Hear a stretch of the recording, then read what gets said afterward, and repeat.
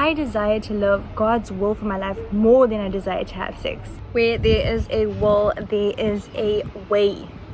This video was a video that I knew I had to record. One that I kind of had to push through much technical difficulties, but I'm glad that I'm finally here. There's just a quick edit in because I realized I didn't even say my name. So hi, I am Jeanette, otherwise known as Coach Nina, and just a quick disclaimer: if you are watching this video and you've already indulged in sexual activities before getting married, just know that at any point in your life you can decide what you would like to do going forward. And so with that being said, I hope that you can still take value from this video, and if you are currently indulging in those activities, maybe you can hear a different perspective. Sending you much love. Enjoy the rest of the video. If you are new to this channel, a warm welcome to you, and if you are a returning subscriber, welcome back, babe.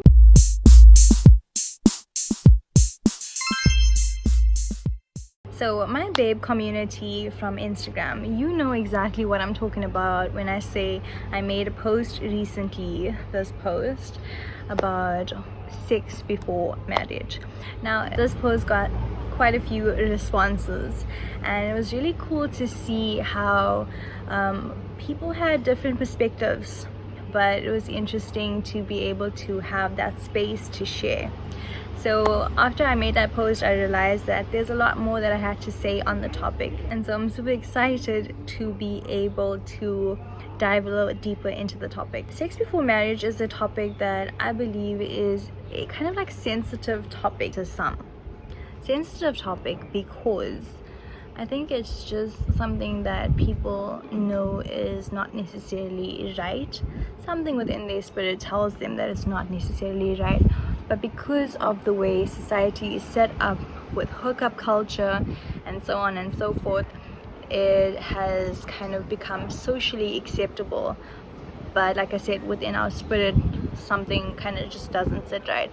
And a lot of people are learning more about how sex can be something that is more than just a physical act.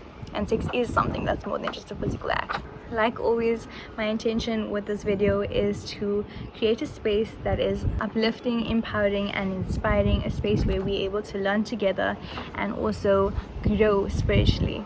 So before we jump into today's video, let's do a reflection point, because it's only right. So my reflection point for this week has been to give glory to God in every single thing, just because I went through quite a challenging week spiritually, and I can just say I'm glad that I went through it, because there's so many things that I'm grateful for. There's so many things that I can see that God protected me from, and He's continuously instructing me and guiding me and showing me the right way to go. So that is great. And just to you, if you are going through some spiritual attacks in your life, just know and trust that God's will for your life will always prevail, and just to stay strong in your faith and to stay strong in your prayer life. Right, let's jump into today's video. Here I'm about to define sex before marriage and why it's considered such a significant topic. Sex before marriage is known as fornication. Now this word has kind of become something that's just like thrown around and kind of like joked about. The reason why it's such a significant topic is because, first of all, I believe that we serve a loving God, and because we serve a loving God, He considers fornication a work of the flesh. And being that as it may, that leads to our destruction. When I look at it just like in simple terms, there is so much to unpack, and this is why also I believe that this video is so vital to share, because this is information that I didn't necessarily always have access to, even though I grew up in a church. And for me to be able to share this today is really special. A lot of people think that sex before marriage is not a big deal as long as you are doing it with somebody that you love. But I'm gonna say, lean not on your own understanding, in all your ways acknowledge God and He will direct your path. There is a time where we need to realize in our life that we can simply not depend on our own understanding. There's so much of pain and destruction that we welcome into our lives when we think that we know better than God, when we think that we can live outside of His word and still have this righteous lifestyle. Now, to you, if you have fornicated before and you feel like, okay, I've already done it, like what's the point of now keeping myself? No. If you fornicated before and you did not know better, but you do know better now, and you know the word now, and you know that you serve a loving Father and you desire to live according to His word, now you have an opportunity to make a decision. Am I going to make the same mistakes that I've made in the past and expect different results? Let's explore the mindset behind waiting for sex for marriage.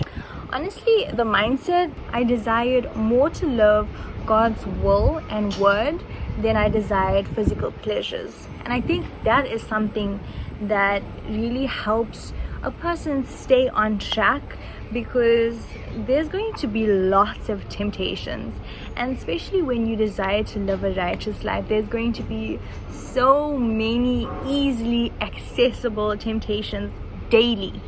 But once you kind of like made up your mind that, you know what, I desire to live God's will for my life more than I desire to have sex, then when you eventually do get married and God sends you a person, then you get to enjoy it in a union that's righteous in the eyes of God. And I think that is elite. That's way better than like any external sexual activities that a person can indulge in. What I've spoken to a lot of people, and a lot of people end up saying that they feel guilty for engaging in said activities.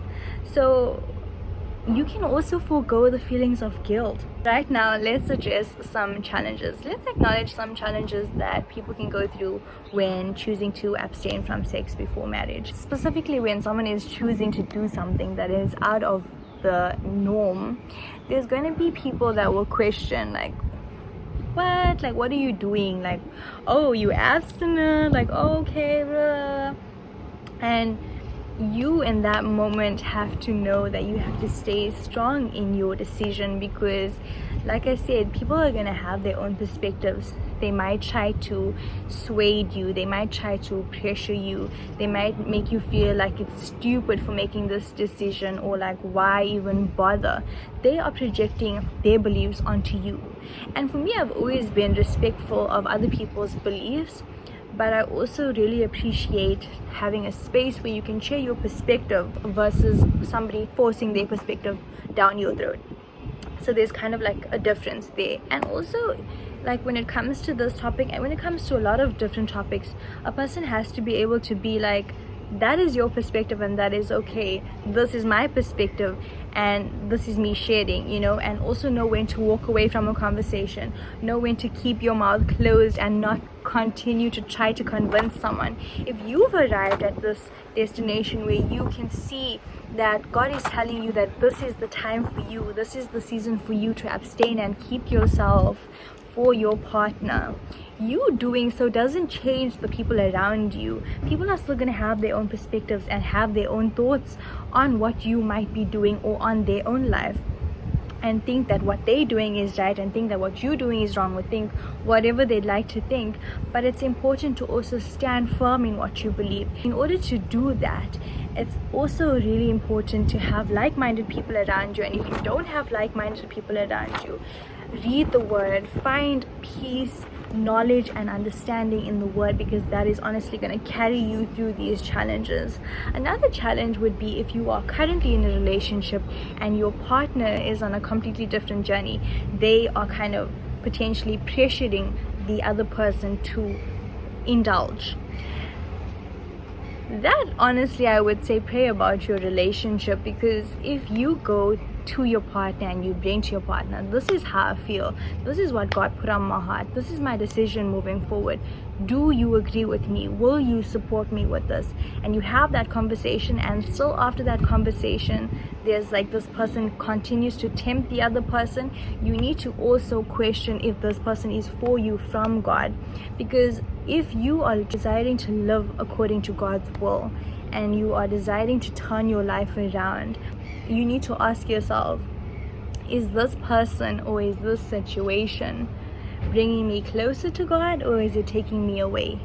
Let that be the determining factor for what you decide moving forward. It's important for you to make decisions that are in alignment with your values and your beliefs.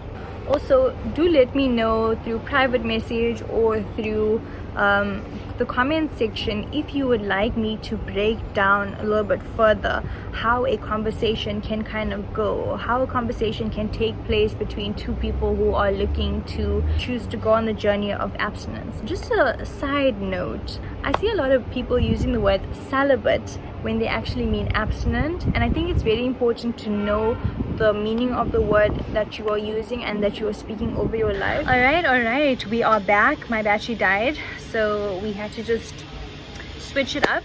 But like I was saying, people use the word celibate when they actually mean abstinent. Celibate actually means to abstain from sex and marriage altogether. Abstinent, however, you can be abstinent from sexual activities or even alcohol. If you are a single person who has made this conscious decision to be abstinent, my advice to you is that once you do find somebody that you are looking to build a relationship with, to be open about your decision and also find out if your values and beliefs align with the person that you are speaking to, just so that you can go forward knowing that you guys are on the same page. All right, my babe community, remember, every day there's a battle between good and evil for your soul.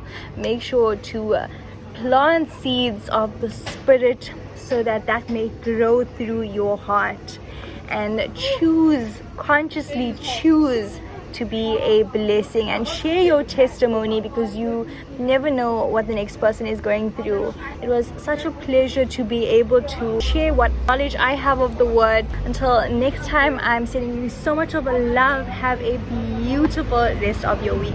God bless you. Ooh, and just remember, sex before marriage is not cool. Sex within a marriage, that's a union in the eyes of Yahuwah, is cool. I said what I said.